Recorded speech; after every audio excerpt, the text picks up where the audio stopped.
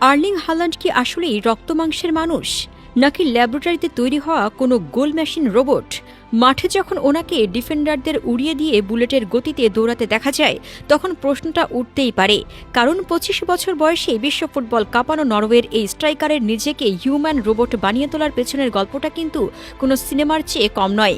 একজন সাধারণ মানুষ যেখানে দিনে ২০০০ ক্যালোরি খাবার হজম করতে হিমশিম খায়, সেখানে হল্যান্ড প্রতিদিন সাবার করেন প্রায় ৬০০০ ক্যালোরির খাবার। ওনার ডায়েট চার্ট দেখলে মনে হবে আধুনিক যুগের কোনো মানুষ নন, বরং আদিম যুগের কোনো শিকারী খাচ্ছে।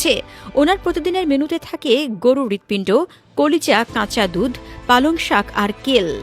ওনার কাছে খাবারের স্বাদ বড় নয়, বড় হলো শক্তির উৎস। শুধু খাবার নয়, ওনার ঘুমের রুটিন শুনলে চোখ কপালে উঠবে।